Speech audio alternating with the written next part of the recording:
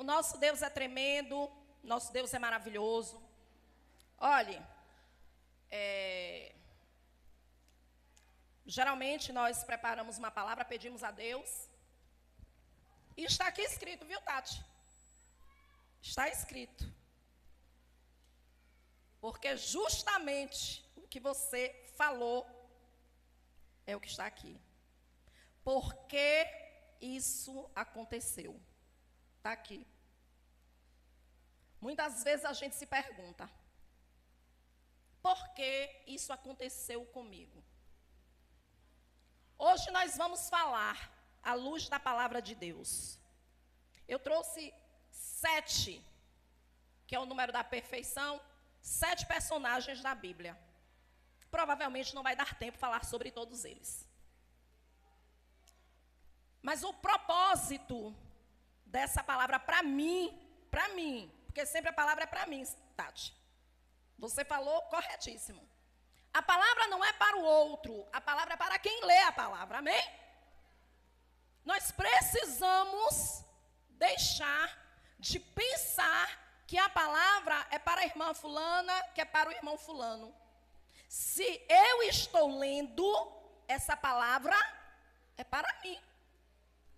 Eu preciso perguntar ao Espírito Santo, Deus, o que é que o Senhor está me ensinando? O irmão Marquinhos também falou sobre uma pergunta retórica. Quem sou eu na multidão? E ao longo dessa semana, o que Deus veio me mostrando diante de algumas situações é que, embora a gente até pense isso algumas vezes, Deus, ele não tem filhos prediletos. Às vezes você olha para um lado, olha para o outro, e às vezes você fica assim pensando, principalmente quando você vê alguém conquistando aquilo que você não conquistou ainda. Pega essa palavra aí, você não conquistou ainda. Amém, irmãos? E às vezes você pode se perguntar, por que eu ainda não recebi? Ou diante de algo contundente, porque faltou só um pequeno detalhe no testemunho de Tati. Entre o falecimento da mãe e do pai, foi menos de 50 dias. Acho que foi 1 mês e 12 dias. Entre o dia que nós estávamos lá no velório da mãe dela e depois estávamos lá no velório do pai, foram 42 dias. E aí? Aí a gente se depara às vezes com situações. Por que isso está acontecendo comigo? Ou, às vezes, é porque ainda não aconteceu. Eu tenho orado, eu venho buscando, mas por que não aconteceu? Por que meu milagre não chegou? Porque talvez alguém que é novo convertido já recebeu a bênção. Talvez alguém que só está na igreja há 1 ou 2 anos já conseguiu. E você pergunta para Deus, e por que eu já sou crente há tanto tempo? Eu não falto culto, eu levo uma vida de santidade, eu me esforço, Senhor, para te obedecer e te agradar. E por que eu ainda não recebi a minha bênção? A Bíblia tem respostas. Deus, ele não tem filhos prediletos. Ele tem propósito na vida do crente fiel. Você pode dar um glória a Deus? Eu vou começar essa ministração com Jesus e eu vou terminar com Jesus, porque a palavra é cristocêntrica. E muitas vezes, amados e queridos irmãos, a gente pensa que aquilo de ruim que aconteceu conosco é porque Deus não está nos ouvindo. Por isso que eu fiz questão de assim, está aqui escrito. Porque Deus não está nos vendo, porque Deus não está me ouvindo, porque Deus não está respondendo a minha oração. Por quê? Muitos porquês. Por que está demorando tanto? Aí quando você olha para o outro, você pensa que o outro é o predileto. Porque Deus amou o mundo de tal maneira que deu o seu único filho. Deu como? Como foi que Deus deu o seu único filho? A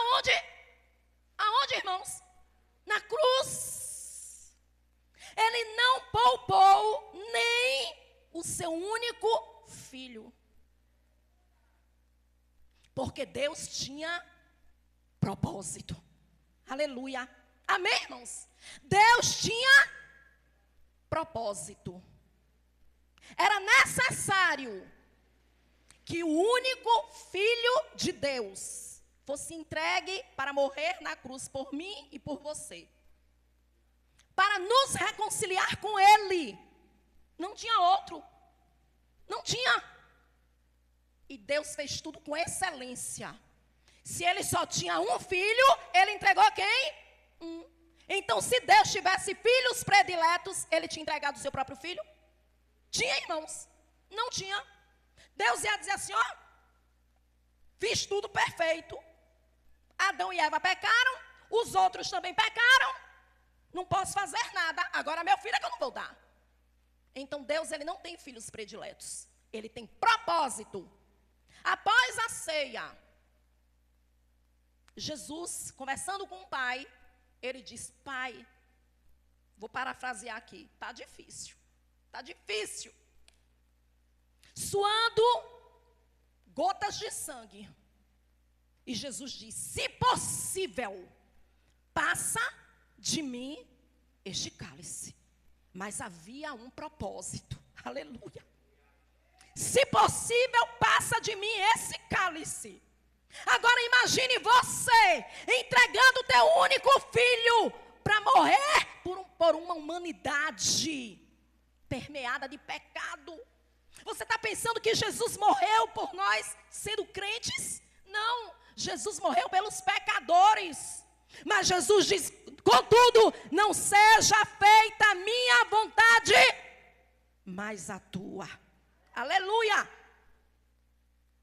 Romanos, capítulo de número 8, versículo de número 28. A palavra de Deus, Paulo escrevendo para os crentes de Roma. E hoje, falando comigo e com você. Aleluia. Romanos 8, 28. Vem responder a essa pergunta e vem nos trazer a uma nova pergunta. A uma nova perspectiva. Diante das situações. Diante dos porquês da vida. A palavra do Senhor nos diz, sabemos que todas as coisas, diga todas as coisas, diga não algumas coisas, diga todas as coisas, contribuem juntamente para o bem daqueles que amam a Deus, mas também daqueles que são chamados por seu decreto. Tem filho de Deus aqui neste lugar? Você foi chamado por decreto? Então você vai sentar dando glória a Deus e aleluia. Amados irmãos, ainda tratando do porquê, todas as coisas cooperam, contribuem para o bem dos que amam a Deus. Porque não é o porquê, é o para quê. O porquê é consequência. O porquê é quando você olha para o passado, alguma coisa que aconteceu no passado, causou uma coisa, aí é o porquê. Aí você pergunta por quê? Chega uma criança, meu filho, por que você está chorando? Quando você pergunta para o seu filho, por que você está chorando? Foi porque aconteceu alguma coisa, sim ou não? Então, o porquê, você está buscando um motivo, uma causa que provocou aquilo. Por que é que eu estou sofrendo? Então, você está perguntando a Deus onde é que está o problema, sim ou não? Eu estou sofrendo. Por que fulano resolveu? Senhor, será que o Senhor ama mais ele? Será que ele é um filho predileto? E eu não sou? Onde é que está a minha falha? Você está procurando algo que você fez, que aconteceu e que você quer que tenha uma justificativa. Mas quando você pergunta para quê, você se projeta para um futuro. Aleluia. É uma finalidade. Para que serve isso? Aí a pessoa, para você fazer aquilo, você está entendendo? Para que serve uma vassoura? A pessoa pega a vassoura e aí vai lhe mostrar para que serve. Um aparelho que você desconhece. Então, irmãos, eu não quero aqui dar uma aula de gramática. Eu quero é que a gente saia daqui nessa noite, dessa prisão do passado, que vem rodeado dos porquês, e que nessa noite a gente venha compreender qual é o verdadeiro propósito de Deus para a minha vida e onde é que Ele quer me levar com isso, amém, irmãos? É para quê? Para quê? Jesus nasceu em Belém. Por quê? Porque havia um decreto que todos deveriam ir para a sua cidade de origem. José foi para lá e nisso Maria deu à luz. Isso foi um porquê. Mas não foi por isso não, irmãos. Isso é muito superficial. Jesus nasceu em Belém para quê?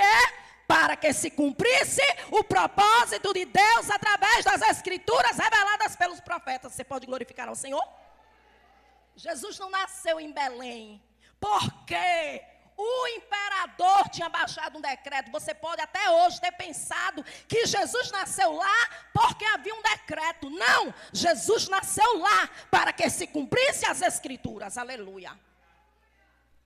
É o para quê o que importa.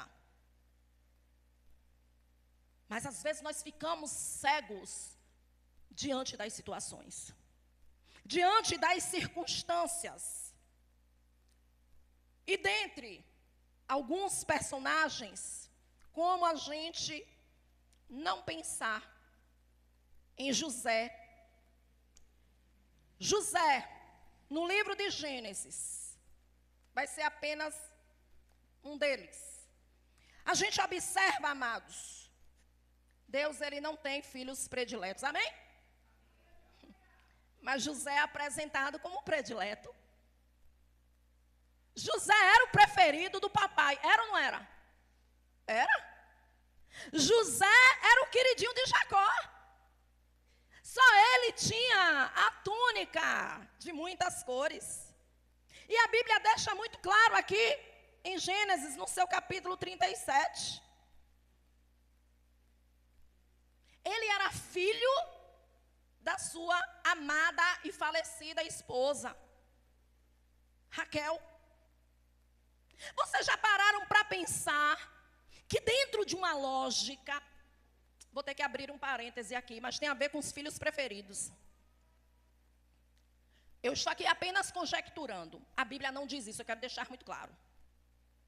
Mas Raquel não deu a José apenas um filho. 2 filhos. Dentro de uma lógica, seria mais fácil para Jacó ter Benjamim como filho preferido, porque Benjamim era um bebezinho quando a mãe nasceu. Dentro de uma lógica, precisava de cuidados. Mas como foi que a sua amada morreu? Ao dar à luz, Benjamim. Então, toda vez que Jacó olhava para o seu filho querido, e a Bíblia não diz em momento nenhum que Benjamim foi rejeitado, muito pelo contrário, a gente vem ver isso lá, quando José disse assim, ó, tem que trazer o único filho, o filho mais novo que está lá, lembra?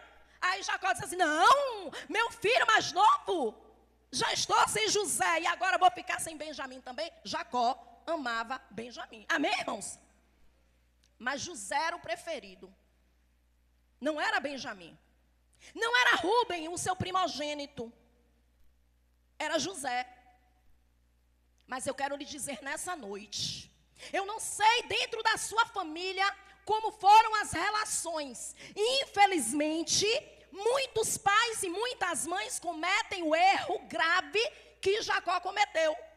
Muitas mães deixam de forma explícita que preferem um determinado filho ou uma determinada filha. Muitos pais e muitas mães rejeitam um filho ou rejeitam outro por causa da cor da pele, por causa do cabelo, porque nasceu com o olho torto, sei lá mais o quê. Infelizmente essas coisas acontecem. Mas eu quero lhe dizer que esse pensamento, esse sentimento e essa atitude de rejeição não se repete com o nosso Deus. Ele te ama por completo, aleluia. Você não precisa fazer mais nada para Ele te amar mais, porque o ápice do que Ele poderia fazer, Ele já fez entregando Jesus para morrer por mim e por você, aleluia. Ele não tem filhos prediletos, não tem. Mas Deus, Ele deu um sonho a José. E no capítulo 37 do livro de Gênesis, eu não vou me ater a essa leitura, a gente observa que começa primeiro tratando do comportamento de José, diferente do comportamento dos irmãos. Por que será que Deus sonhou com José? Deus tem sonhos com vocês, amém, irmãos? Eu amo falar sobre isso, que a gente não sonha, a gente não escolhe o que sonha à noite. Daqui a pouco nós iremos para casa e vamos dormir. Por mais que você queira alguma coisa, às vezes a gente até sonha com alguma coisa que a gente conversou durante o dia, mas a gente não tem o poder de escolher o que sonhar. Aqueles sonhos foram sonhos de Deus. Foram sonhos de Deus para a vida de José. Mas havia um motivo, havia um propósito. Daqueles 12, os 12 se tornaram tribos de Israel. Os 12 têm os seus nomes lá na Nova Jerusalém. Cada porta da Nova Jerusalém, portas de pérolas, tem os nomes dos 12 filhos de Israel, de Jacó. Mas o sonho de Deus era na vida de José. Por quê? Porque José não era o filho predileto de Deus. José era quebrantado diante de Deus. Os outros estavam vendo a túnica colorida, mas Deus olhava para o coração daquele garoto de apenas 17 anos, irmãos.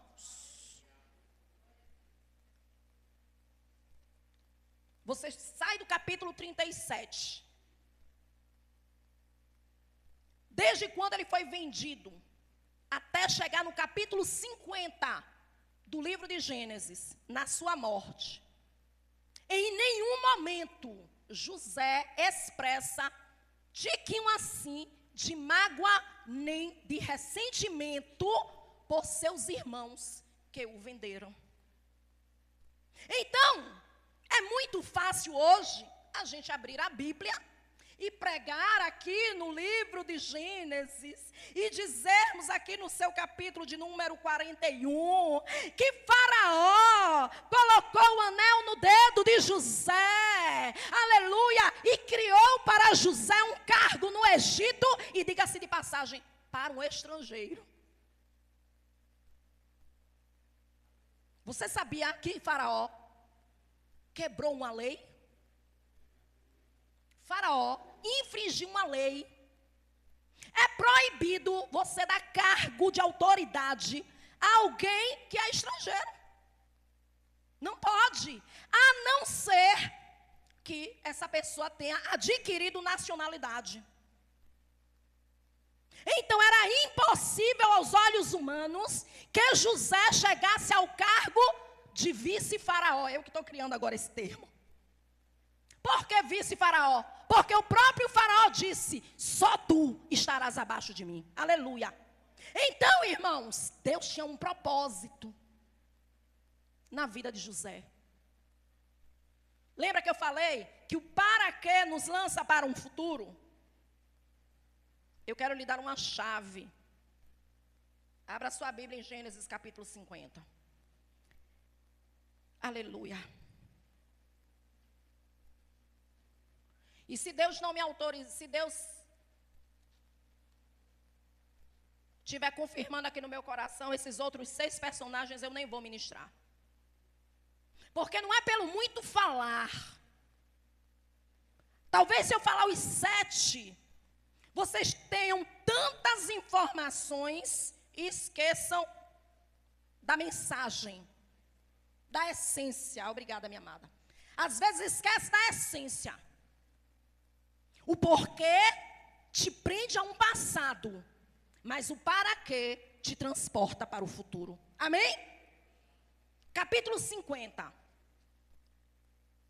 José, agora, o pai já tinha morrido. E os seus irmãos, que tinham sido muito bem tratados, estavam agora morrendo de medo. Pronto, papai morreu. Chegou a hora de José se vingar.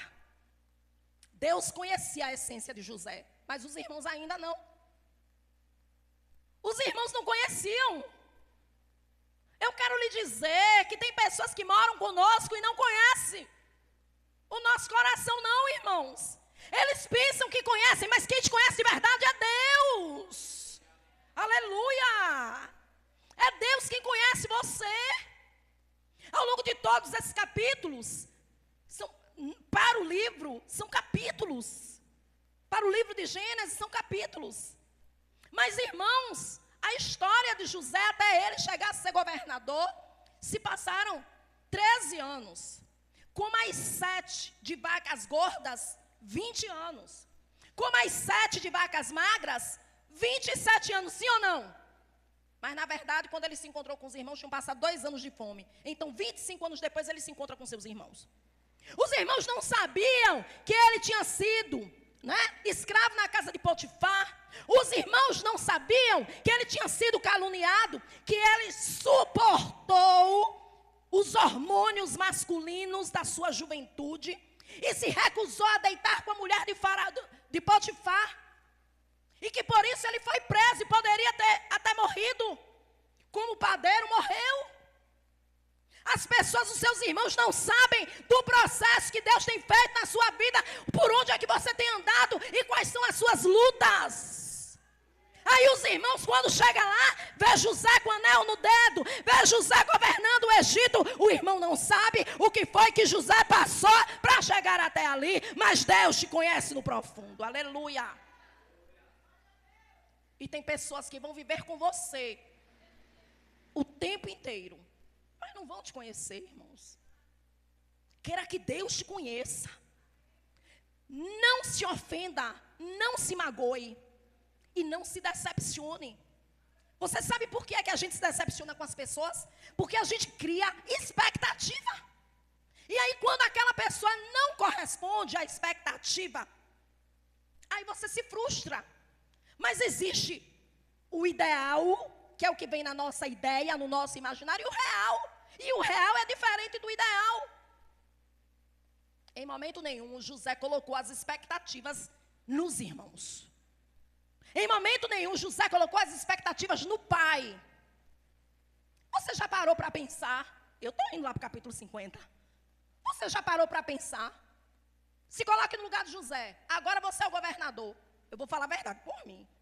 Eu acho que logo que eu Faraó assinasse lá o decreto, botou o anel no dedo, vou lá em Painho. Vou lá. Agora eu posso. Agora ele não é mais escravo. Agora ele é governador. Você já parou para pensar nisso? Se passaram 9 anos até José se reencontrar com os irmãos. E não foi ele que foi lá. Foram eles que vieram buscar comida. José não estava colocando as expectativas dele no pai. José não ficou olhando para trás e perguntando os porquês. José estava vivendo o propósito do Senhor na vida dele e não deixou que nada atrapalhasse. Ele entendeu, Deus está me chamando com um propósito. Ele ali interpretou o sonho de Faraó, Mas até aquele momento ele pensou, ele deu a sugestão. Faraó, procure um homem sábio e coloque sobre todo o teu reino. E se prepare durante os 7 anos de fartura, para que o Senhor tenha provisão durante os 7 anos de seca. Ele não se ofereceu, isso estava fora de cogitação. Ele era um homem tão íntegro, que ele aconselhou Faraó acerca dos critérios que Faraó deveria usar para escolher outra pessoa. Ele não estava em busca de recompensa. O que será que o Faraó vai me dar porque eu interpretei os sonhos dele? José, ele não se definia pela roupa colorida, mas por sua integridade, onde quer que ele estivesse. E no seu capítulo 50, a palavra do Senhor nos diz, a partir do versículo 14. Depois de sepultar o pai, Jacó, tornou José para o Egito, ele e seus irmãos. E todos os que com ele subiram a sepultar o seu pai, depois de haver sepultado o seu pai. Vindo então os irmãos de José, que o seu pai já estava morto, disseram: porventura nos aborrecerá José e nos pagará certamente todo o mal que lhe fizemos. Certamente chegou a hora da vingança. Certamente chegou o momento do acerto de contas. Os irmãos de José continuavam presos no passado. Receberam cargos. A Bíblia diz que Faraó, quando os irmãos chegaram lá, que Faraó disse assim: olha, José, veja aí dentre os seus irmãos aqueles que são capazes para que eu coloque os meus rebanhos para eles administrarem. Receberam de tudo. Estavam se dando bem. Não teve mais conflito entre José e os seus irmãos. Mas os irmãos estavam sempre recorrendo ao passado. Aquele que está em Cristo, nova criatura é. As coisas velhas já passaram e eis que tudo se fez novo. Aleluia. É o diabo que fica querendo lembrar o meu passado e o teu passado. Não aceite. E José não caiu nessa cilada. Começamos a ministração em Romanos 8, 28. Todas as coisas contribuem juntamente para o bem dos que amam a Deus, daqueles que são chamados pelo seu decreto. Tem documento no céu para te abençoar, igreja. Decreto é sentença judicial. O Rei da Glória, ele tem poder e autoridade para assinar decreto acerca da tua vida e da tua família. Aleluia. Observe que em Romanos 8, 28, as duas coisas estão interligadas. Amar a Deus e ter decreto não estão separados. Estão dentro do mesmo raciocínio. Que todas as coisas contribuem para quem? Para os que amam a Deus e que são chamados por decreto, com propósito. É lógico, irmãos, que a palavra na boca de Deus já é a verdade e já é o suficiente. Mas às vezes para nós, a gente quer preto no branco, sim ou não? Para a gente quer tudo documentado. Se alguém lhe der um negócio, um terreno, um imóvel, alguma coisa, deu de boca? Não, você quer o quê? Documento. Então tem documento daqueles que são chamados por decreto. Todas as coisas vão contribuir para o teu bem. Não importa a situação que você estiver vivendo, o que você estiver passando, Deus é na tua vida, como foi na vida de José.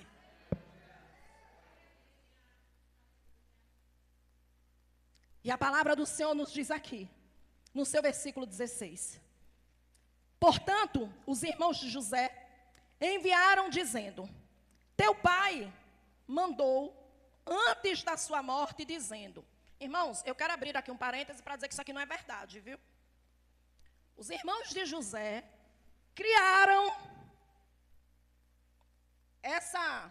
esse recado. Jacó não mandou dizer nada. O que Jacó tinha para dizer, Jacó disse diante de cada filho. Antes de morrer, Jacó falou para cada um: Judá, tu és leãozinho. Foi ou não foi? Jacó, antes de morrer, chamou um por um e liberou a bênção. E tirou a bênção. Vou abrir outro parêntese. Não posso sair daqui sem dizer isso. Antes de morrer, tinha algo que estava esquecido. Mas Deus não esquece de nada. Rúben, o filho mais velho, estava à espera da primogenitura, sim ou não? Pois na hora da morte, papai lembrou.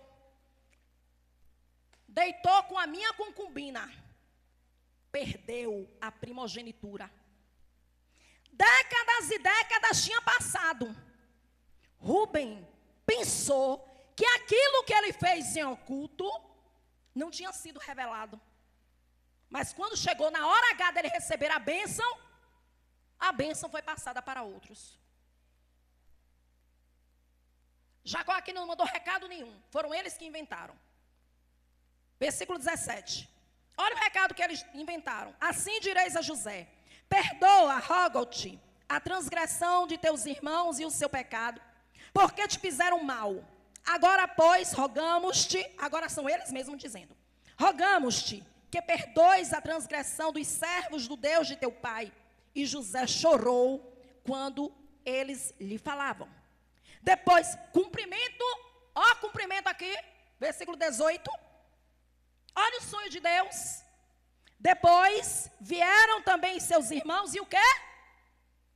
Prostraram-se diante dele e disseram: eis-nos aqui por teus servos. Se você tinha dúvida que Deus realiza sonhos, está a palavra aqui. E eu te digo que o Deus de Abraão, o Deus de Isaac, o Deus de Jacó, o Deus de José, o Deus vivo que está aqui neste lugar, como cumpriu na vida dele o que ele escreveu ao teu respeito, vai se cumprir no tempo de Deus. Está no calabouço, mas você vai ser governador. Está na prisão, mas vai ser governador. Os teus irmãos estão longe, mas vai ser governador, porque nenhum dos planos do Senhor podem ser impedidos. Mas às vezes, irmãos, agora eu estou entendendo, papai, porque foi que o Senhor me deu aqui esses nomes todos. Sara, Rebeca e Raquel, as 3 mulheres estéreis. Lázaro, que morreu pobre e doente. Jó, que perdeu seus bens, seus filhos e sua saúde. Daniel, que foi lançado na cova dos leões. Sadraque, Mesaque e Abednego, que foi lançado na fornalha de fogo. Todos os apóstolos que morreram martirizados, exceto João. Todos cumpriram o propósito. Todos cumpriram o propósito. E por que é que eu me deleito na Bíblia Sagrada e quando chega na minha vez eu duvido? Diga: Senhor, acrescente a minha fé. A partir de hoje eu vou acreditar. Você viu José duvidando dos sonhos dele? Ele foi contar, nem deveria contar os sonhos para a pessoa errada. Mas na hora que ele recebeu o sonho, ele foi contar todo alegre. Por que ele contou alegre, irmãos? Porque ele acreditou. Mas você está querendo obter um milagre dentro de uma lógica. Aquilo que é lógica não é milagre, porque o crente vive pela fé, e a fé é inexplicável. Eu não estou aqui como professora, eu não estou dando aula de geografia nem de matemática, muito embora tudo isso exista na Bíblia Sagrada. A gente aqui trabalha com a fé racional. Por quê? Porque eu estou falando com entendimento a partir da Bíblia Sagrada. Mas a fé é inexplicável. E sem fé é impossível agradar a Deus. Todas as coisas cooperam para o bem dos que amam a Deus. Vamos lá. Havia uma promessa em Gênesis 12 para Abraão. Qual foi a promessa que Deus fez para Abraão? Que ele seria pai de nações. O que é que tem a ver Abraão com José? Bora para a Bíblia. Deus não tem filhos prediletos. Deus tem propósito na vida do crente fiel. Versículo 19. E José lhes disse, agora é José dizendo para os seus irmãos: não temais, porque porventura estou eu em lugar de Deus? Vós bem intentastes mal contra mim, porém Deus o tornou em bem, para fazer como se vê neste dia, para conservar em vida a um grande povo. Que povo é esse? A nação de Israel, irmãos. Que povo é esse? Amados, quando José, aos 17 anos, recebeu aquela túnica colorida, recebeu de Deus aqueles 2 sonhos, eu quero lhe dizer que fazia parte do plano de Deus, para que ele fosse para o Egito e 13 anos depois estivesse no lugar certo, na hora certa, para interpretar os sonhos de Faraó e preservar a linhagem de Abraão, que Deus tinha feito promessa. Amados, se José não tivesse interpretado os sonhos de Faraó, e quem foi que deu o sonho a Faraó? Quem foi? Foi Deus. Se Deus não tivesse dado sonhos a Faraó, e se Deus não tivesse dado interpretação a José, que estava esquecido há 2 anos lá na prisão, por que ele ficou esquecido 2 anos na prisão? Por quê? Porque se ele tivesse sido solto, ele tinha ido embora. E agora, na hora que precisasse dele para interpretar, José tinha desaparecido no meio de uma multidão. Mas o copeiro do rei sabia. Esqueci dele. Deus me perdoe a minha iniquidade, eu prometi que eu ia falar dele. Mas, irmãos, até isso tinha propósito, aleluia. José tinha que estar na prisão, tinha que estar guardado. José não estava preso, Deus estava preparando o melhor para ele. Deus prepara o melhor para você. Fica firme, crente, que o melhor de Deus já está chegando. Mas não foi só para ele, foi para uma nação. Deus não tem propósito só na sua vida. Deus tem propósito para os teus filhos. Deus tem propósito para os teus netos. Quando você não estiver aqui mais nessa terra, se Jesus não voltar, você terá descendentes adoradores, aleluia, plantados e semeados por você. Não olhe mais para o passado perguntando os porquês. Olhe para o futuro e se coloque na posição. Para que Deus está me colocando nisso, naquilo? Para que eu estou passando por isso? Tem um grande propósito. O Deus de José, de Abraão, de Isaac e de Jacó, que continue nos abençoando. O Deus desta igreja, em nome de Jesus. Eu agradeço a minha rica oportunidade.